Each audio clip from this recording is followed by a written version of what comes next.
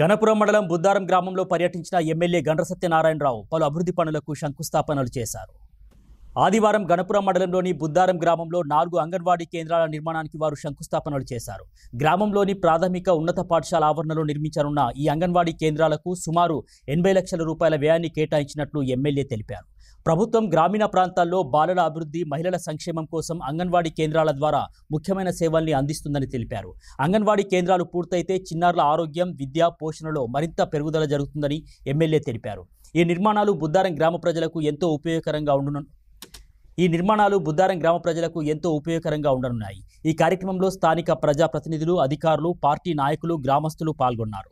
రాష్ట్ర ప్రభుత్వం విద్యా వ్యవస్థను పటిష్టం చేయాలనే ఒక ఆలోచనతో ఈరోజు అంగన్వాడీ సెంటర్స్ కానీ, అదేవిధంగా ప్రైమరీ స్కూల్స్, హై స్కూల్స్, గురుకులాలు, జూనియర్ కాలేజీలు, డిగ్రీ కాలేజ్ అన్ని కూడా ఒక పటిష్టం చేయాలనే ఆలోచనతో సమ్మర్ హాలిడేస్ లలో washrooms, doors, Windows, play ground కానీ మైనర్ రిపేర్స్ ఏమున్నా కూడా చేసి ఈ రాష్ట్రంలో ఆడబిడ్డలను విద్యా కమిటీ చైర్మన్లుగా చేసి జూన్ 12 రోజు ఏదైతే నోట్ బుక్స్, పుస్తకాలు ఇచ్చి డ్రెస్ కోడ్ ఇచ్చినటువంటి ఏకైక ప్రభుత్వం భారతదేశంలో తెలంగాణ రాష్ట్ర ప్రభుత్వం. అందులో భాగంగా గురుకులాలను కూడా పటిష్టం చేయాలని మెస్ ఛార్జీలు పెంచడం, అదేవిధంగా కాస్మోటిక్ ఛార్జీలు కూడా 200% పెంచి పెరిగిన ధరలకు అనుకూలంగా ఈ యొక్క విద్యార్థులకు ఇబ్బంది రాకుండా చేయడం జరుగుతుంది.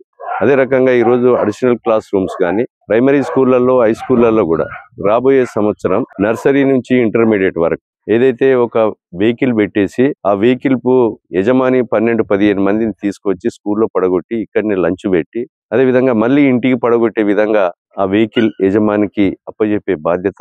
గవర్నమెంట్ స్కూళ్లలో కూడా ఇంగ్లీష్ మీడియాన్ని ప్రారంభించి ఈ యొక్క విద్యా వ్యవస్థను పటిష్టం చేయడం జరిగింది. ఈరోజు 11,000 మంది ఉపాధ్యాయ పోస్టులను కూడా నియామకం చేయడం జరిగింది. ప్రభుత్వ ఉపాధ్యాయులకు కూడా ప్రమోషన్స్ ఇచ్చి వాళ్లకు కావలసినటువంటి ఇంక్రిమెంట్స్ ను కూడా ఇవ్వడం జరుగుతుంది.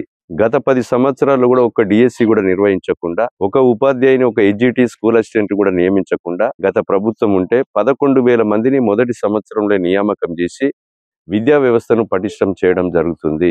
ఈ నియోజకవర్గంలో కూడా గురుకులాలు, ప్రైమరీ స్కూల్, హై స్కూల్సే కాకుండా ఇంటర్నేషనల్ ఇంటిగ్రేటెడ్ స్కూల్స్ కూడా 200 కోట్ల రూపాయలతో నియోజకవర్గానికి ఇచ్చి ఎస్సీ, ఎస్టీ, బీసీ, బడుగు బలహీన వర్గాల అట్టడుగున అణగారినటువంటి పేద పిల్లలను మరి చదివించుకునే విధంగా 200 కోట్ల రూపాయలు ఇచ్చి కూడా మన గాంధీనగర్ గుట్ట మీద ఈ నియోజకవర్గంలో మనం ఫౌండేషన్ వేసాం. టెండర్ కూడా పిలిచారు. రాబోయే 18 నెలల్లో కూడా అది అమలు కాబోతుందని సందర్భంగా నేను తెలియజేస్తున్నాను. కనుక ఈ విషయాలన్నీ కూడా విద్యా వ్యవస్థను, వైద్యాన్ని కూడా మరి పటిష్టం చేయడమే కాకుండా ఈ రోజు రాష్ట్రంలో 10 సంవత్సరాల్లో విధ్వంసం చేసినటువంటి బీఆర్ఎస్ ప్రభుత్వం ఏ రకమైనటువంటి హామీలు నెరవేర్చకుండా ఈ రోజు ఇచ్చిన హామీలు అమలు చేసేటువంటి ప్రభుత్వం మీద విమర్శలు చేసేటువంటి ప్రయత్నం ఏదైతే ఉందో ప్రజలు గమనిస్తున్నారు. కనుక ఈరోజు ఈ యొక్క అంగన్వాడీ సెంటర్లను కూడా నర్సరీ నుంచి ఇంటర్మీడియట్ వరకు నూతన విధానం వచ్చే సంవత్సరం నుంచి రాబోతుందో ఆ ఆలోచనలో భాగంగానే ఈ అంగన్వాడీ సెంటర్లను కూడా